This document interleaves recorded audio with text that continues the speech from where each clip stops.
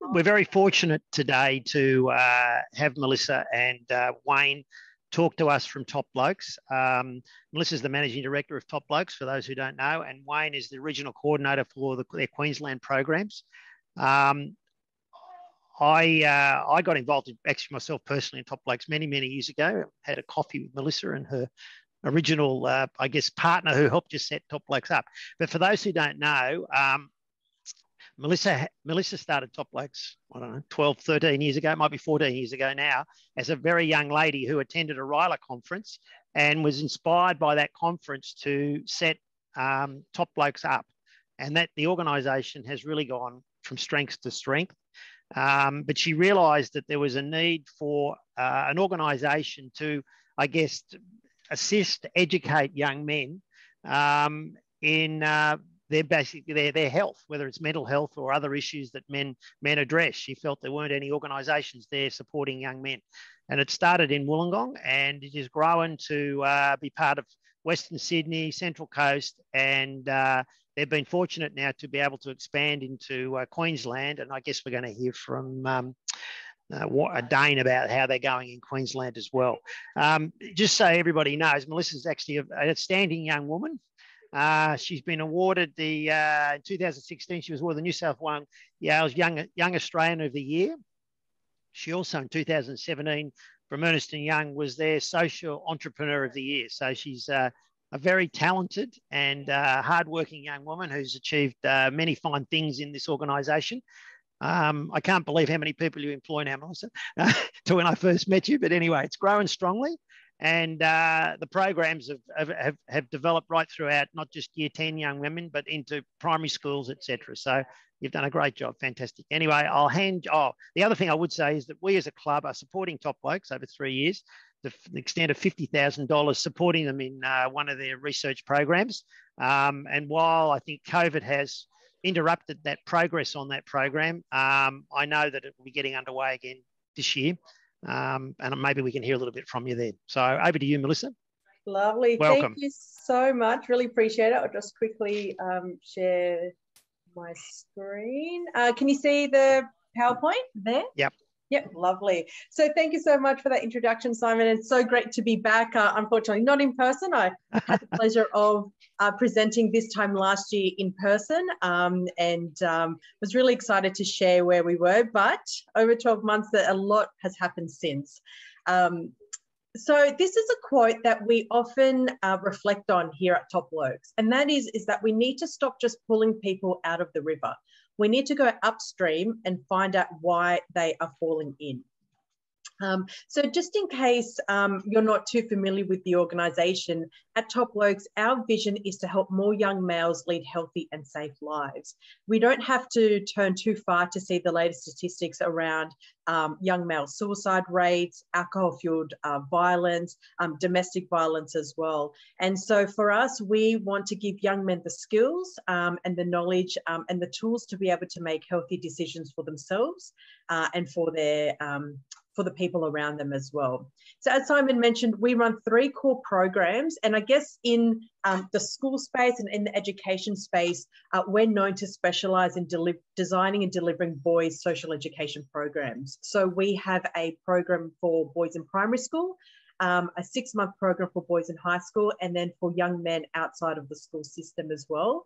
And we use a peer mentoring model, which means that we connect these groups of young men with other young people and qualified youth workers who really understand how to cut through and engage and speak with young men, to often give them the safety, the environment where they feel safe enough to open up as well.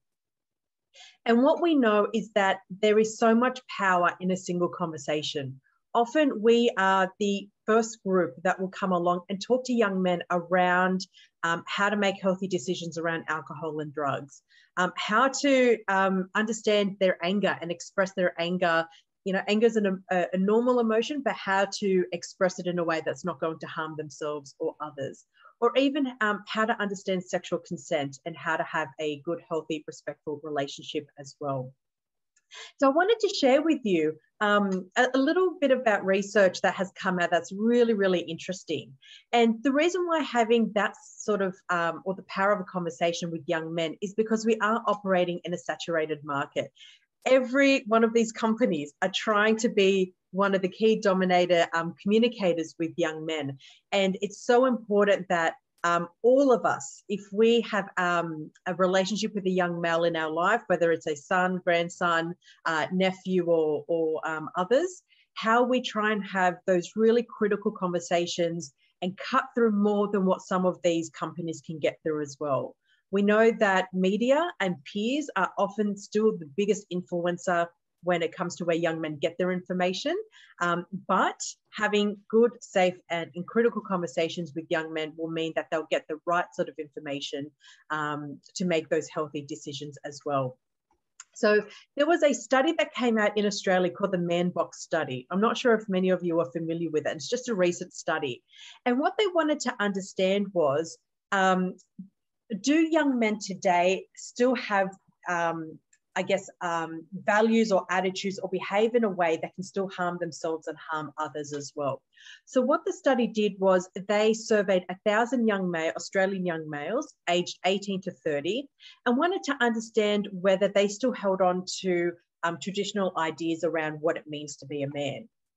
And what was really interesting about this study was that it showed that 2/3 of young men today stated that they have been told that being a real man means that they need to behave in a certain way. And these young men felt pressured to adhere to this. So 2/3 of young men feel pressured to act in a particular way. 60% of these young men felt that a real man is weak when he doesn't fight back. So kind of reinforcing those values around violence. And 56% felt that a real man should never say no to sex.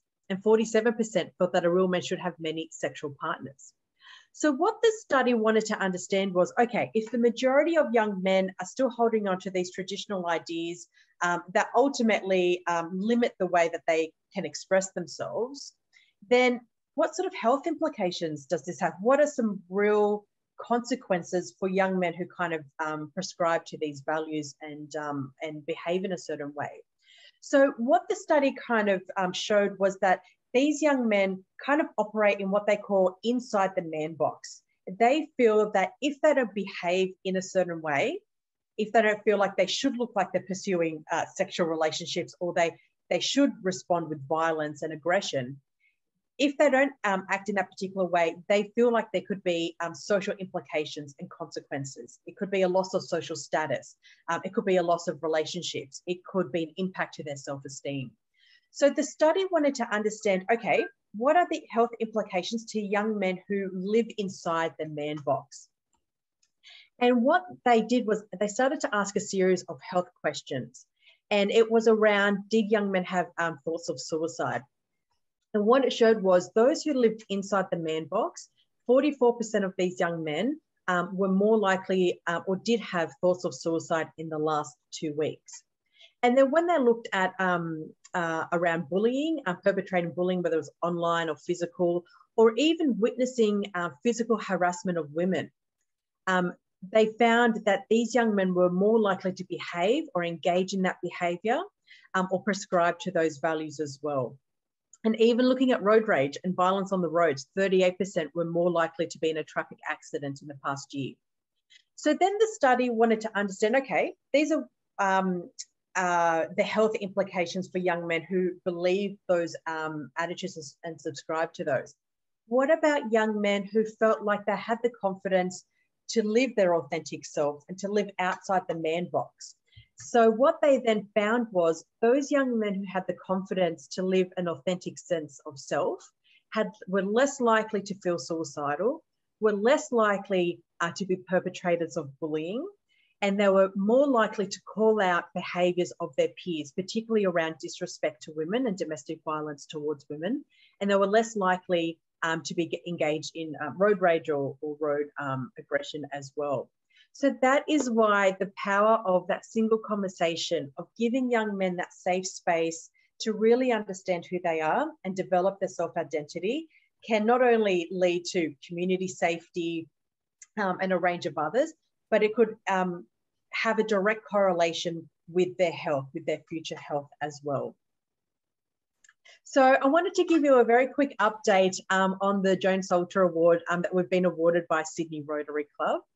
And as Simon mentioned, this is to support a 3-year study of our primary school program. And so we've had a similar study on our high school program. And what that has done has enabled us to really understand the impacts we're having, but to help us get into more high schools. And we know that if we can do a similar process for the primary school program, we can get to these young men earlier and earlier.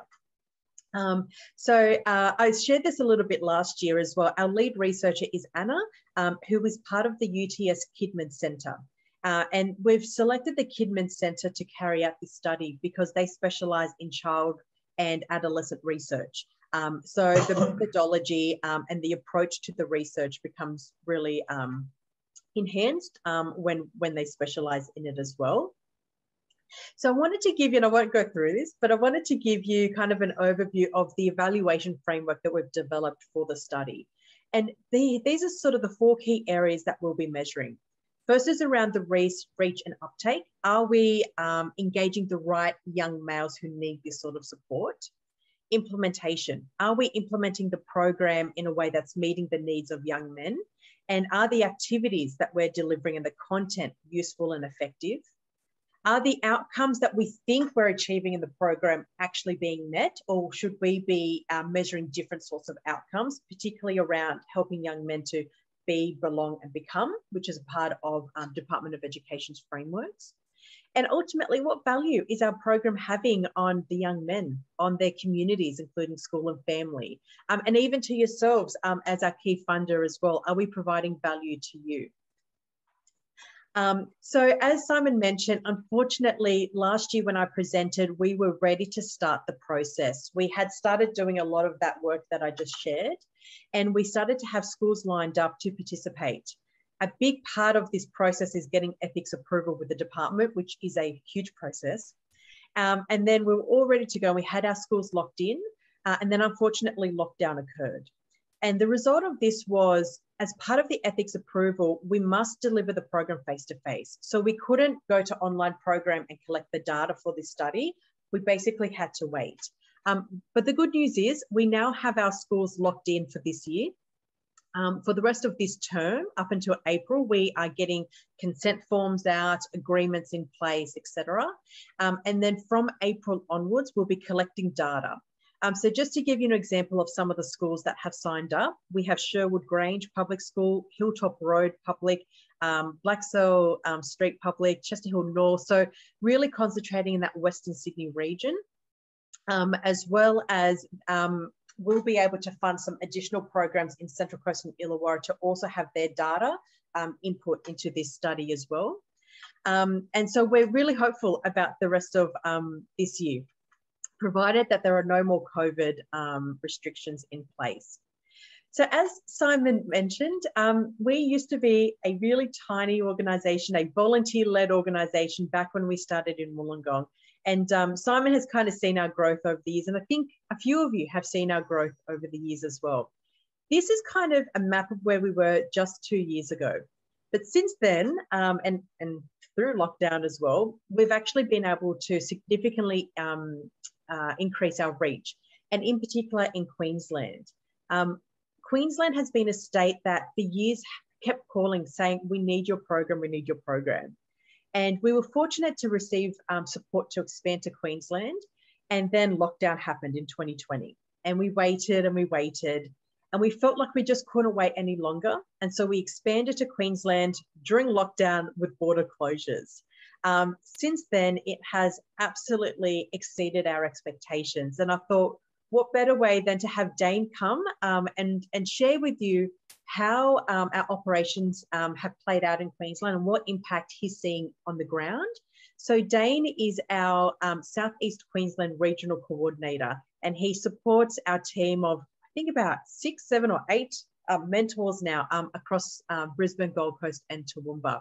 So I'll hand it over to Dane, who's going to kind of share his perspective and experiences on the ground up in Queensland. Thanks, Mel, and thanks everyone for having me, and thanks for your support around that evaluation, because it really is important, for us to get in to help more boys, and we can actually capture those results. So I'm really excited to see that. But yes, we have expanded very quickly. We're up to 8 staff in Queensland now, and so there was those cries for help, and Top Blokes has something to fill those gaps in the community when they're speaking on these issues that Mel raised around for our boys, and it's been overwhelmingly positive and supportive. This year now, as I said, we've got 8 staff. We're in 33 schools. We're across Brisbane, Toowoomba, Gold Coast, even moving into Logan City and the Scenic Rim, which is pushing out into a rural area. That means we're at 12 stepping up programs, 38 junior Top Blokes programs, 2 building blokes programs. And what all that means for our boys is 624 boys and young men can now be impacted and, mentored by our youth workers. So on top of this, support just for our boys, we're also building connections with the community members and groups such as yourself who are supporting us in Queensland. We've got our first brand ambassador. We've also got our first youth ambassador, which is very exciting. And that speaks to that peer mentoring that Mel talked about. That's really important to our model, because the youth ambassador can come in and tell the boys about his experience. He can, encourage them to engage. He can speak on their behalf at their level. As much as we're trained and experienced youth workers, nothing speaks as powerful as another young man talking to his mates. That's so helpful. And on top of that, we've got our graduates club that we're working on piloting again in Queensland as well for that ongoing support.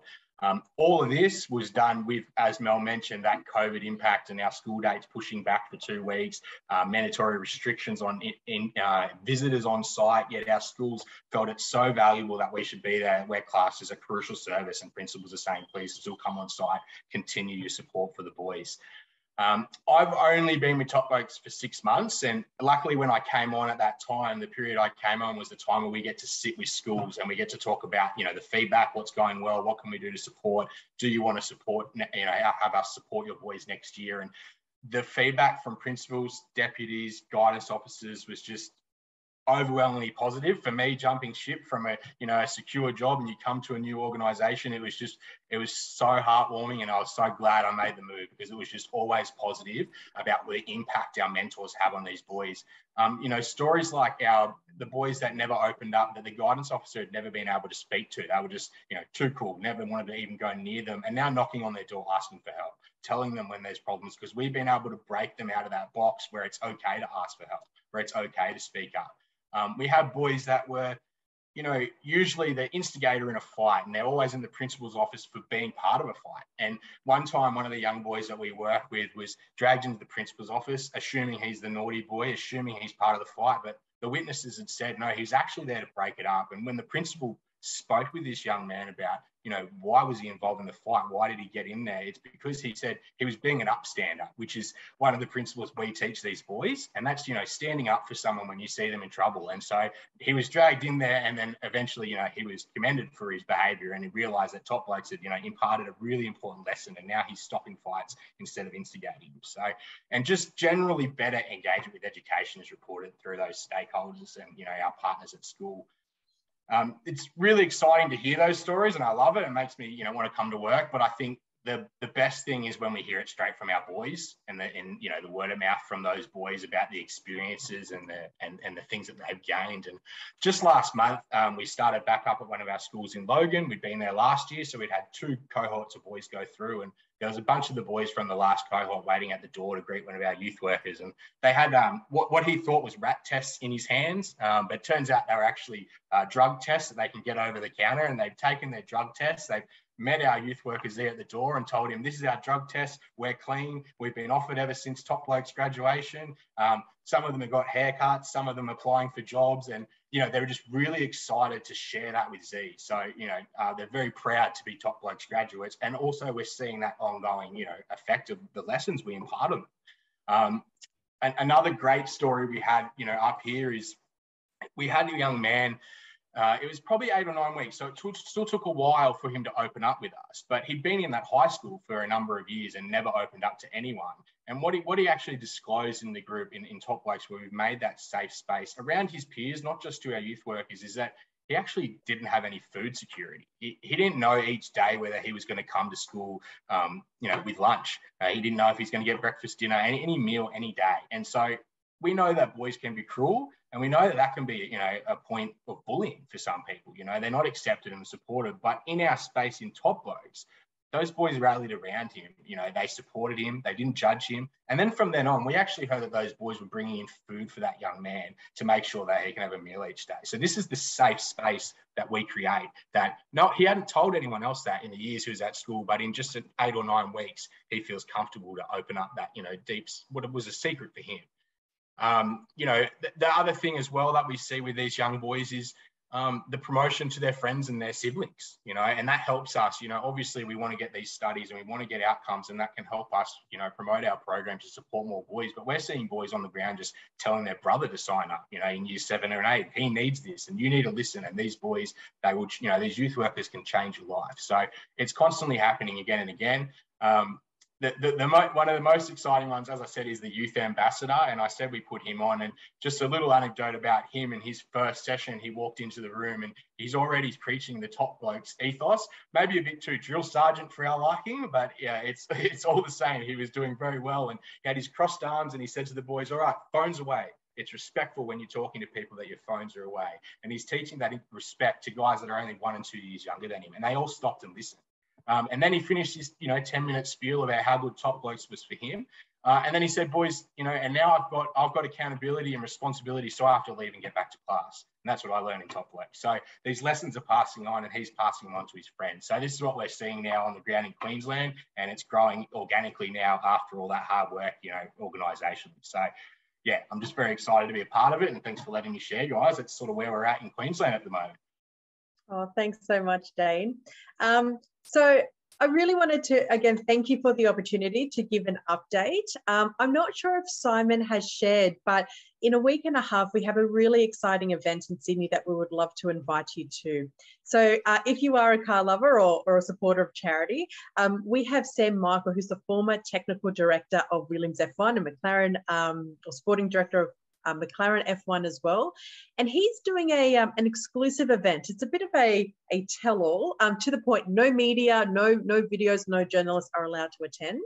And he's going to be sharing his experiences being in the F1, but also so the skills that he's had to use, similar to the skills that we teach these young men. So around communication, around resilience, building inclusiveness within the sector as well. So we'd love to extend a warmer invitation to you. It's on Saturday, the 12th of March at the Royal Sydney Yacht Squadron, and tickets also include canapes and drinks as well. So feel free to touch base with Simon, myself, or Vanessa, if you know Vanessa from Blackwood Foundation as well. So again, we really want to thank you for the opportunity for giving an update, and we look forward to, hopefully, fingers crossed, coming this time next year and sharing how this year's research project has gone.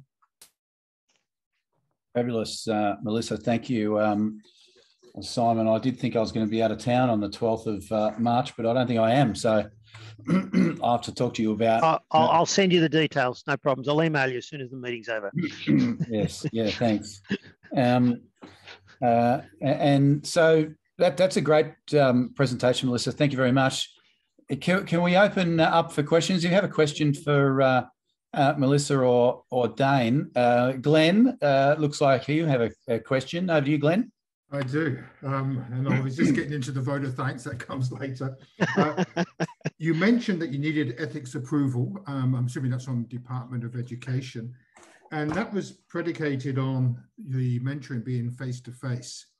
But given that these mobile phones and online internet access are so prevalent in everybody's lives, and you said it's a saturated market, is there a space for digital apps that can help with mental health and mentoring? Is there room for those? Is there a need for those? Yeah, so there's definitely ones that do exist already that we know are actually really well embedded in school culture. So like Smiling Mind is an incredible mindfulness app that a lot of schools take on board and incorporate.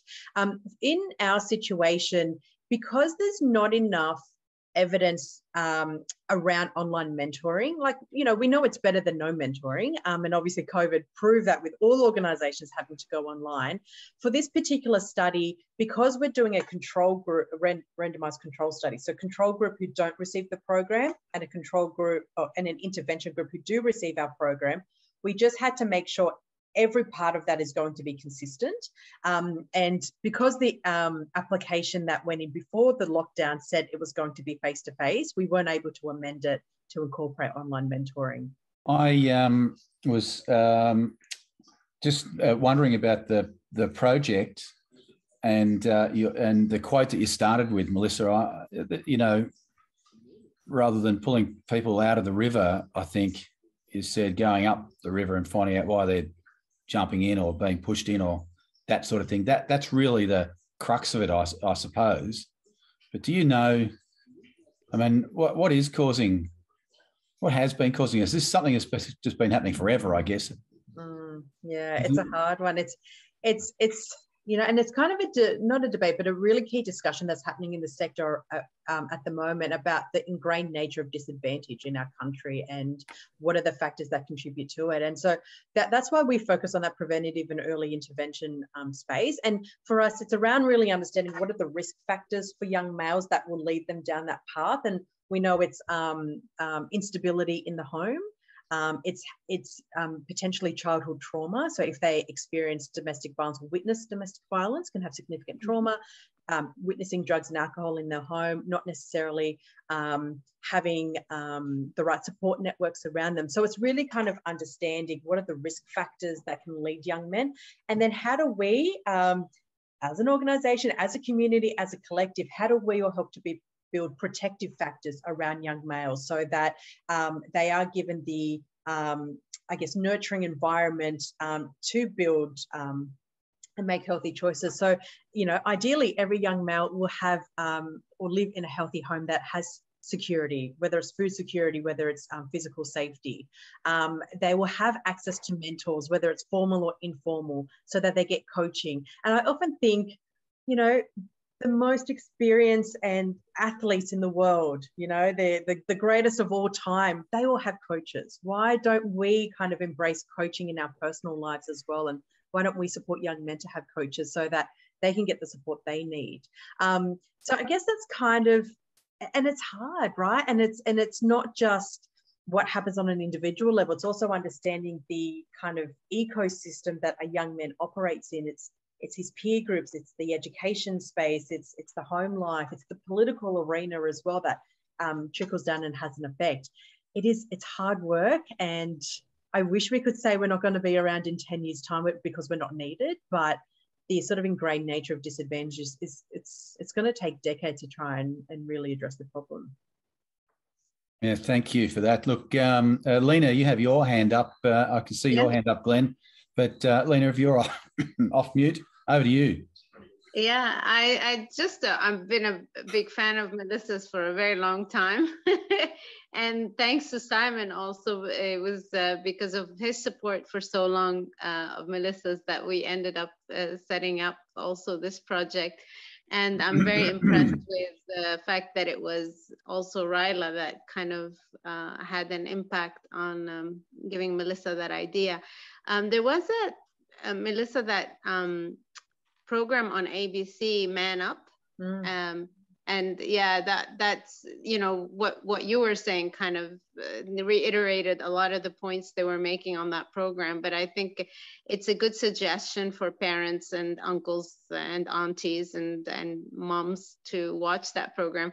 But I wanted to ask you that when you're encountering some of these young boys and men, are you finding that amongst them, and in the research that you're doing at the moment with this project, are you including also people with like autism spectrum or people who also are dealing with, you know, kind of trying to discover themselves and have kind of not the mainstream sexual orientation or gender identity and so on?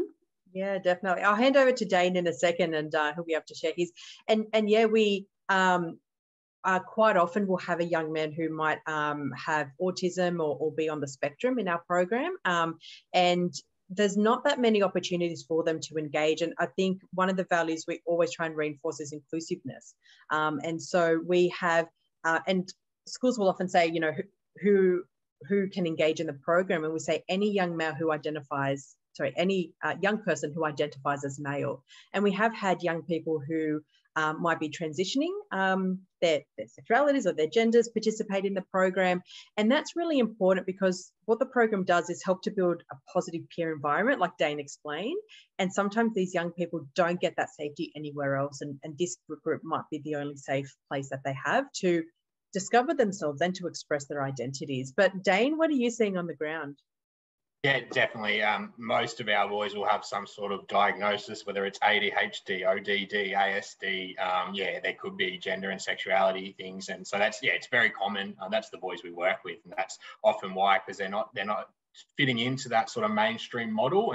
But luckily we get to capture them nice and early before they're in grade 10 or 11, disengaged, left school, haven't got any benefit, and we can help them re-engage and build those skills. And again, just like we had that boy with food security issues and disclosed that, we had another young man who disclosed, you know, that he was gay in front of a group of boys for the first time ever. And it was in a Top Blokes session, which he actually didn't want to attend originally. He said, I'm not coming to sexualities. No way. They're going to bully me. It's going to end badly.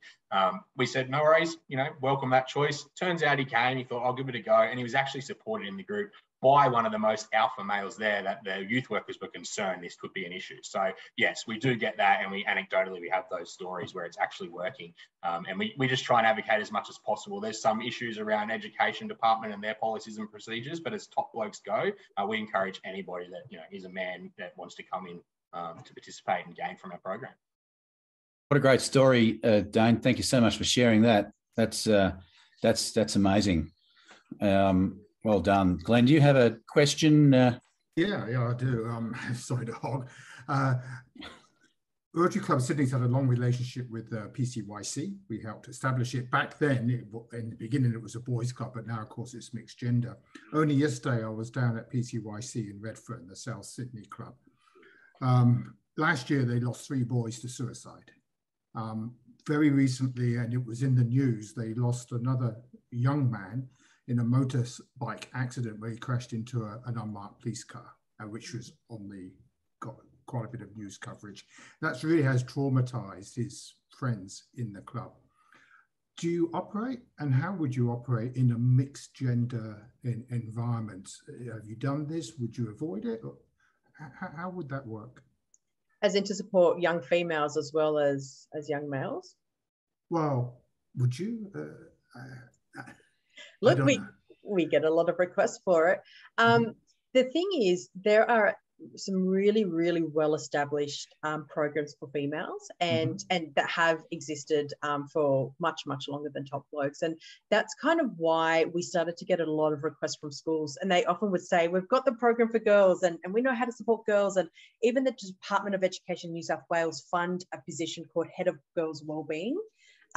But when they looked at, well, which students are most represented in misbehaviour, in welfare issues at school, it was the males. It's 80% of their cases are the male students, but they didn't necessarily have any access to programs that were working to support young males. So even though, and we do ask ourselves with our strategic planning processes, where do we sit in the ecosystem? Are we still best positioned to do what we do? And ultimately, still the major gap is around support for young males. And like you said, young males are often overrepresented in suicide, rates as well. So something like a PCYC club, if it was matched or paired with a special program for the girls as well, then that would work. Otherwise, you're creating and we partner with quite a few of the PCYCs for our building blokes, our older boys program. So they'll refer those boys into our mentoring program. And in some of the regions, we've delivered our program on site at PCYC, and we refer boys, and then they'll refer some of their young men into the program as well. So we have had a long-standing partnership with PCYC on a local level. Yeah, thanks, Glenn. Does anybody else have a question for Melissa or Dane? I can see Lena, hand up. Hi, Lena, over to you again. I just wanted to make a comment, and I don't know if and a question really, and then you can tell me if that's true or not. But I believe that if we are helping young men be healthy, we're doing a service for the young women in their lives. So I think I think you can't isolate one or the other. You do sometimes need to deal with one group on their own so that they're comfortable kind of talking about their particular issues, and then at the end of the day, it's going to serve everybody. I think for whether you're helping women or you're helping men, or young men or young women. What do you think, Melissa? Yeah, we when we hold our graduation events, young men have just finished their 6-month journey. One young man said, we said, "Oh, how do you find the program?" He's like, "Oh, I'm just not an asshole anymore. Like, I realized how bad I treated women beforehand, and so I'm not an asshole like that anymore." So I think, helping young men to have better relationships with their intimate partners is a really big thing, because as I said before, they are getting their information from pornography. They are, and then they're getting their sex information from their friends who are also watching pornography, right? So this idea of letting media help teach young men how to have good, healthy relationships it's not happening. So it is really important that we give young men those skills. And we also had a dad say, as a result of our program, he would now chat to his young guy, his son, about consent, and just becomes a normal part of conversation. Usually it's like if there's an NRL scandal in the media or something, it becomes a prompter for the conversation. But yeah, there are other groups indirectly benefit from when these young men live their best lives. Yeah, thanks, Melissa. Thanks for your question, Lena. It's an important subject, isn't it, really? But I think we're almost out of time, Glenn, so I might ask you if you might offer a vote of thanks for Melissa and Dane.